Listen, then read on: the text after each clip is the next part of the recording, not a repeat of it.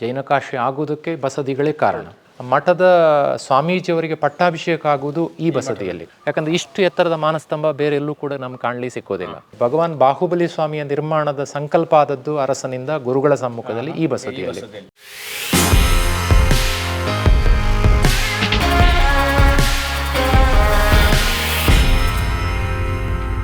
ನಮಸ್ಕಾರ, welcome to Durga ಕೆಪದ YouTube channel. ಎಲ್ಲರೂ ಹೇಗಿದ್ದೀರಾ? ನಾನಂತೂ ಸೂಪರ್ ಆಗಿದ್ದೇನೆ.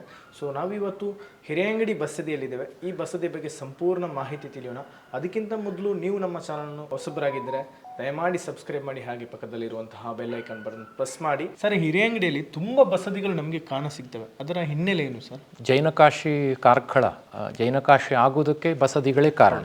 ಇಲ್ಲಿ ವಿಶೇಷ ಅಂದರೆ ಇದು ಹಿರಿಯಂಗಡಿಯ ಒಂದು ರೀತಿಯಲ್ಲಿ ಕೊನೆಯ ಭಾಗ, ಮುಕ್ತಾಯದ ಭಾಗ. ಇಲ್ಲಿ 9 ಬಸದಿಗಳಿವೆ. ಹಾಗಾಗಿ 9 ಬಸದಿಗಳ ಒಂದು ಬಸದಿ ಸಮುಚ್ಚಯ ಅಂತ ಹೇಳ್ಬೋದು ನಾವು. ಒಂದೇ ಹೌದು, 2 ಸಾಲುಗಳಲ್ಲಿ ಇಲ್ಲಿ 4 ಬಸದಿಗಳು, ಇಲ್ಲಿ ಮತ್ತೆ ಇದು ಸೇರಿ 4 ಬಸದಿಗಳು ಹೀಗಿದ್ದಾವೆ.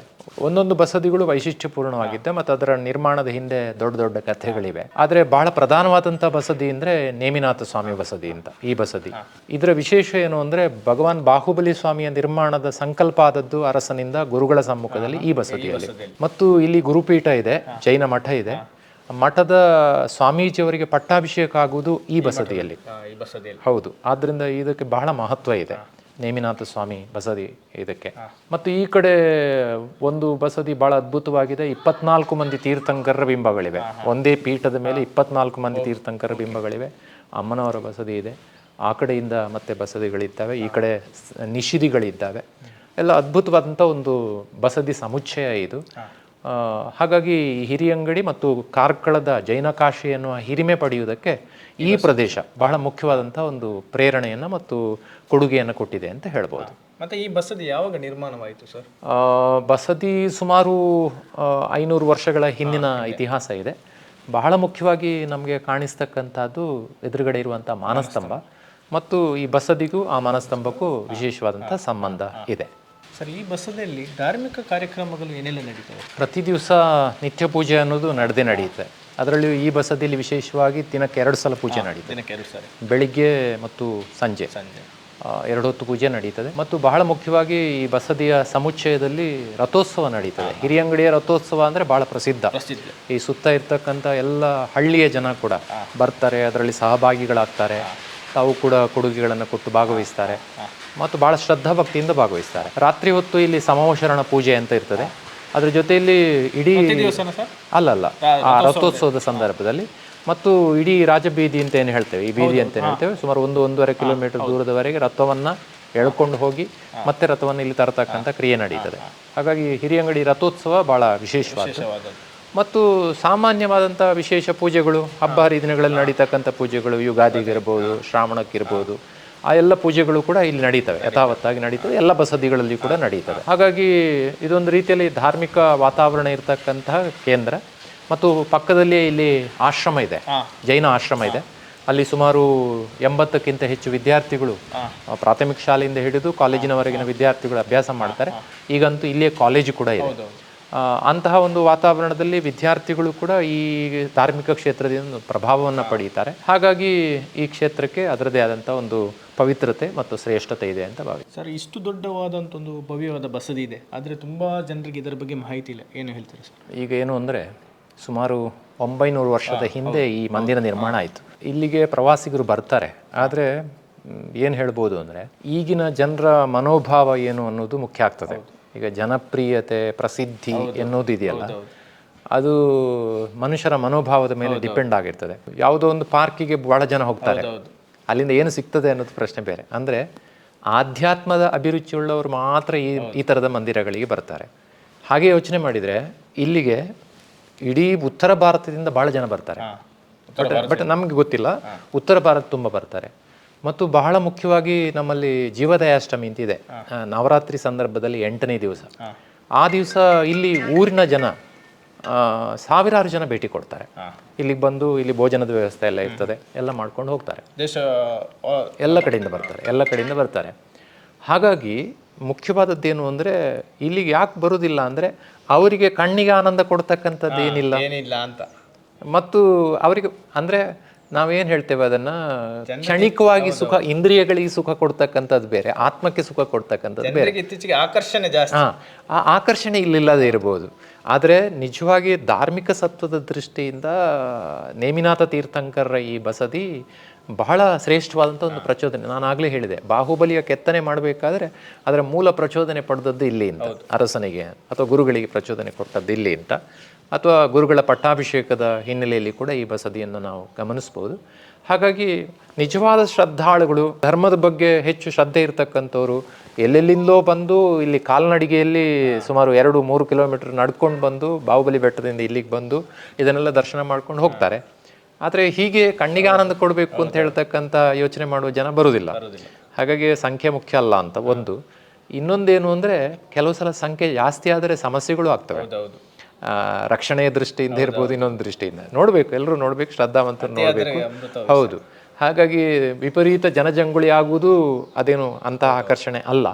ಹಾಗಾಗಿ ಧಾರ್ಮಿಕ ದೃಷ್ಟಿಯಿಂದ ಇದರ ಪ್ರಭಾವ ಇದ್ದೇ ಇದೆ ಅಂತ ಹೇಳ್ಬೋದು. ಸರ್, ಈ ಹಿರೇಂಗಡಿ ಬಸದಿ ವಿಶೇಷತೆ ಏನು ಸರ್? ಈಗಾಗಲೇ ನಾವು ಗಮನಿಸಿದ ಹಾಗೆ ಹಿಂದ್ಗಡೆ ಇರ್ತಕ್ಕಂಥ ನೇಮಿನಾಥ ಸ್ವಾಮಿ ತೀರ್ಥಂಕರರನ್ನು ಪ್ರತಿಷ್ಠಾಪನೆ ಮಾಡಿದಂಥ ಬಸದಿ ಸ್ಥಾಪನೆಯಾಗಿ ಸುಮಾರು 900 ವರ್ಷ ಆಯಿತು ಅಂತ ಹೇಳ್ತಾರೆ. ಆಮನಂತರ ಇಲ್ಲಿ ಸಮುಚ್ಚಯದಲ್ಲಿರ್ತಕ್ಕಂಥ ಉಳಿದ 8 ಬಸದಿಗಳು ನಿರ್ಮಾಣ ಆಗ್ತವೆ. ಮಧ್ಯದಲ್ಲಿರುವಂತಹ ಮಾನಸ್ತಂಭ ಇಲ್ಲಿಯ ಬಹಳ ಮುಖ್ಯವಾದಂಥ ವಿಶೇಷತೆ. ಯಾಕಂದರೆ ಕಾರ್ಕಳ ಅಂದರೆ ಮಾನಸ್ತಂಭ, ಯಾಕಂದರೆ ಇದು ರಾಷ್ಟ್ರೀಯ ಸ್ಮಾರಕ ಅಂತ ಅನಿಸ್ಕೊಂಡಿದೆ. ಅದರ ಔನ್ನತ್ಯದ ದೃಷ್ಟಿಯಿಂದ, ಎತ್ತರದ ದೃಷ್ಟಿಯಿಂದ ರಾಷ್ಟ್ರೀಯ ಸ್ಮಾರಕ ಅಂತ ಅನಿಸ್ಕೊಂಡಿದೆ ಈ ಬಸದಿ. ಅಲ್ಲ, ಮಾನಸ್ತಂಭ ಭಾಳ ಮುಖ್ಯವಾಗಿ. ಯಾಕಂದರೆ ಇಷ್ಟು ಎತ್ತರದ ಮಾನಸ್ತಂಭ ಬೇರೆ ಎಲ್ಲೂ ಕೂಡ ನಮ್ಗೆ ಕಾಣಲಿ ಸಿಕ್ಕೋದಿಲ್ಲ. ಹಾಗಾಗಿ ಈ ಮಾನಸ್ತಂಭಕ್ಕೆ ಅದರದ್ದೇ ಆದಂಥ ವೈಶಿಷ್ಟ್ಯ ಇದೆ. ಅದು ರಾಷ್ಟ್ರಮಟ್ಟದ ದಾಖಲೆಯನ್ನು ಪಡೆದಿದೆ.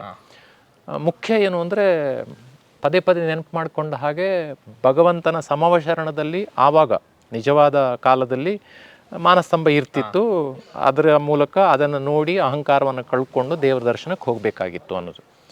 ಅಲ್ಲಿಯೇ ಒಂದು ನಿಯಮ ಸಿಗ್ತದೆ ಏನು ಅಂತ ಕೇಳಿದರೆ, ನಾವು ಈಗ ಸಮವಶರಣದ ಪ್ರತಿರೂಪವಾದಂಥ ಬಸದಿಯನ್ನು ನಿರ್ಮಾಣ ಮಾಡಿದಾಗ ಬಸದಿಯಲ್ಲಿರುವಂಥ ದೇವರ ಬಿಂಬ ಎಷ್ಟು ಎತ್ತರ ಇರ್ತದೋ ಅದರ 12 ಪಟ್ಟು ಎತ್ತರ ಮಾನಸ್ತಂಭ ಇರಬೇಕು ಅಂತ ಮೂಲ ಕಲ್ಪನೆ.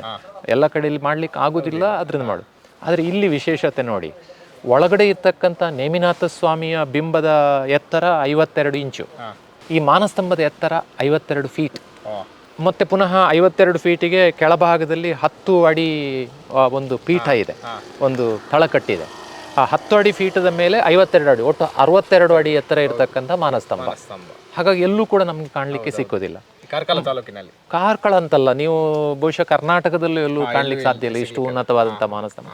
ಮೂಡುಬಿದ್ರೆಗಳಲ್ಲಿ 4-5 ಮಾನಸ್ತಂಭಗಳಿವೆ, ಇಷ್ಟು ಪ್ರಶ್ನೆ ಇಲ್ಲ. ಆದರೆ ಎತ್ತರದ ದೃಷ್ಟಿಯಿಂದ ಇದು ಒಂದು ದಾಖಲೆ, ಅದರಿಂದ ನಾವು ಕಾಣ್ಬೋದು. ಮತ್ತು ಕೆಳಗಡೆ ಇರ್ತಕ್ಕಂಥ ಪೀಠವನ್ನು ಬಿಟ್ಟರೆ ಮೊದಲಿಗೆ ಚೌಕಾಕಾರದಲ್ಲಿದೆ, ಆಮೇಲೆ ಅಷ್ಟಪಟ್ಟಿಯಲ್ಲಿದೆ, ಆಮೇಲೆ ವೃತ್ತಾಕಾರವಾಗಿದೆ. ಹೀಗೆ ಬೇರೆ ಬೇರೆ ರೀತಿಯ ರಚನೆಯ ದೃಷ್ಟಿಯಿಂದ ಬಹಳ ಚೆನ್ನಾಗಿದೆ. ಕುಸುರಿ ಕೆಲಸಗಳನ್ನು ತುಂಬ ಮಾಡಿದ್ದಾರೆ. ಹೌದು. ಮತ್ತು ಮೇಲ್ಗಡೆಯಲ್ಲಿ ಪದ್ಧತಿ ಹಾಗೆ, ಪುರಾಣದ ಹಾಗೆ 4 ದಿಕ್ಕುಗಳಲ್ಲಿ, ಒಂದು ರೀತಿಯಲ್ಲಿ ಚತುರ್ಮುಖ, 4 ದಿಕ್ಕುಗಳಲ್ಲಿ 4 ಬಿಂಬಗಳನ್ನು ಸ್ಥಾಪನೆ ಮಾಡ್ತಾರೆ. ಹೌದು, ಅದು ಜಿನೇಶ್ವರರ ಬಿಂಬವನ್ನು ಸ್ಥಾಪನೆ ಮಾಡಿ ಅದನ್ನು ಪೂಜಿಸಿ ಅಲ್ಲಿ ಇಡ್ತಾರೆ. ಅದನ್ನು ಸ್ಥಾಪನೆ ಮಾಡಿದ್ದಾರೆ. ಮತ್ತು 4 ಗಂಟೆಗಳಿರ್ತವೆ, ಅದು ಕೂಡ ಅಲ್ಲಿ ರಚನೆ ಮಾಡಿರೋದನ್ನು ನಾವು ಕಾಣ್ತೇವೆ. ಇನ್ನೊಂದು ಸೊಗಸಾದ ವಿಶೇಷತೆ ಏನು ಅಂದರೆ, ವೀರಪಾಂಡ್ಯ ಅರಸ 1453ರಿಂದ 65ರ ನಡುವಿನ ಅವಧಿಯಲ್ಲಿ ಸ್ಥಾಪನೆ ಮಾಡ್ತಾನೆ. ಮೂಲ ಮಂದಿರ ಸ್ಥಾಪನೆಯಾಗಿ 300 ವರ್ಷಗಳ ನಂತರ. ಆವಾಗ ಇದು ನಮಗೆ ಬೇಕು ಅಂತ ಮೂಡುಬಿದ್ರೆಯವರು ಚರ್ಚೆಗೆ ನಿಂತರಂತೆ. ನಮ್ಮ ಜೈನ ಕಾಶಿಗೆ ಬೇಕು, ಮೂಡುಬಿದ್ರೆ ಬೇಕು. ಕೊನೆಗೆ ವಾದ ವಿವಾದಗಳಾಗಿ ಒಂದು ತೀರ್ಮಾನಕ್ಕೆ ಬಂದರಂತೆ, ರಾತ್ರಿ ಬೆಳಗಾಗುವುದರೊಳಗೆ ಇಲ್ಲೊಂದು ಸಾಣೂರು ಅಂತ ಇದೆ, ಅಲ್ಲೊಂದು ಹೊಳೆ ಇದೆ, ಅಲ್ಲೊಂದು ಸೇತುವೆ ಇದೆ, ಆ ಹೊಳೆಯನ್ನು ದಾಟಿಸಿದರೆ ಅದು ನಿಮಗೆ ಮೂಡುಬಿದ್ರೆಯವರಿಗೆ, ಇಲ್ಲದಿದ್ದರೆ ಕಾರ್ಕಳಕ್ಕೆ ಅಂತ ತೀರ್ಮಾನ ಆಯಿತು ಅಂತ. ಯಾಕಂದರೆ ರಾಜನ ಸಂಪರ್ಕ ಇತ್ತು. ಹಾಗೆ ರಾತ್ರಿ ಆಗೆಲ್ಲ ಇಷ್ಟು ಈಗಿನಷ್ಟು ತಂತ್ರಜ್ಞಾನ ಬೆಳೆದಿಲ್ಲ. ಹಾಗಾಗಿ ಜನ ಇದ್ದ ತಂತ್ರಜ್ಞಾನದಲ್ಲಿ ಅದನ್ನು ಹೇಳ್ಕೊಂಡು ಏನೋ ಮಾಡ್ಕೊಂಡು ಹೋಗಿ, ಆದರೆ ಬೆಳಗಾಗೋದಕ್ಕಿಂತ ಮೊದಲು ಹೊಳೆ ದಾಟ್ಲಿಕ್ಕೆ ಸಾಧ್ಯ ಆಗಲಿಲ್ಲ. ಹಾಗಾಗಿ ಮತ್ತೆ ಮರಳಿ ಅದನ್ನು ತಗೊಂಡು ಬಂದು ಇಲ್ಲೇ ಸ್ಥಾಪನೆ ಮಾಡಿದರು ಅಂತಕ್ಕಂಥ ಒಂದು ವಿಶೇಷತೆ ಈ ಮಾನಸ್ತಂಭಕ್ಕಿದೆ. ಹಾಗಾಗಿ ಇದನ್ನು ನೋಡಿದ್ರೇ ಅದರ ಔನ್ನತ್ಯ ನಮಗೆ ಅರ್ಥ ಆಗ್ತದೆ. ಮತ್ತು ಸುತ್ತ ಇರ್ತಕ್ಕಂಥ ಬಸದಿಗಳ ಒಂದು ಪರಿಸರ, ಜೊತೆಗೆ ಹಿಂದೆ ಇರ್ತಕ್ಕಂಥ ಪರ್ಪಲೆ ಗುಡ್ಡೆ, ಅದರ ಹಿನ್ನೆಲೆ, ಇದೆಲ್ಲವೂ ಕೂಡ ಈ ಪ್ರದೇಶಕ್ಕೆ ಒಂದು ವಿಶೇಷವಾದಂಥ ಸ್ಯಾಂಕ್ಟಿಟಿ ಅಂತ ಏನು ಹೇಳ್ತೇವೆ ಅದನ್ನು ಒದಗಿಸಿಕೊಟ್ಟಿದೆ ಮತ್ತು ಅದರ ಹಿರಿಮೆಯನ್ನು ಹೆಚ್ಚಿಸಿದೆ. ತುಂಬ ಜನ ಇವನ್ ದೇವರ ಬಗ್ಗೆ ಶ್ರದ್ಧೆ ಎಂದು ಬರುವವರ ವಿಷಯ ಬೇರೆ, ಆದರೆ ಮಾನಸ್ತಂಭವನ್ನು ನೋಡಬೇಕು ಅಂತಲೇ ಇಲ್ಲಿ ಬರ್ತಕ್ಕಂಥ ಪ್ರವಾಸಿಗರ ಸಂಖ್ಯೆ ತುಂಬ ಇದೆ. ಯಾಕಂದರೆ ಇದ್ರ ಬಗ್ಗೆ ಕೇಳಿರ್ತಾರೆ ಮಾಧ್ಯಮಗಳಲ್ಲೆಲ್ಲ. ಆದ್ದರಿಂದ ಒಂದು ಶ್ರೇಷ್ಠವಾದಂತಹ ಸ್ಮಾರಕ ಮತ್ತು ಧಾರ್ಮಿಕ ಒಂದು ವಿಶೇಷತೆ ಈ ಮಾನಸ್ತಂಭ ಅಂತ ಅಂದ್ಕೊಳ್ಬೋದು. ಸರ್, ಈ ಹಿರಿಯಂಗಡಿ ಬಸದಿ ಬಗ್ಗೆ ಸಂಪೂರ್ಣ ಮಾಹಿತಿ ತಿಳಿಸ್ಕೊಡಿದ್ದಾರೆ ಸರ್, ತುಂಬ ಧನ್ಯವಾದ ಸರ್. ಈ ಹಿರಿಯಂಗಡಿ ಅನ್ನೋದು ಕೂಡ ಭೈರವರಸರ ಆಳ್ವಿಕೆಯ ಒಂದು ಭಾಳ ಪ್ರಧಾನ ನೆಲೆ. ಮುಖ್ಯವಾಗಿ ನಾವು ಬಾಹುಬಲಿ ಬೆಟ್ಟ ಏನು ನೋಡಿದ್ವು ಅದನ್ನು ದಾನಸಾಲೆ ಅಂತ ಕರೆಯೋದು. ಹಿರಿಯಂಗಡಿಯು ಅದು ಬೇರೆ.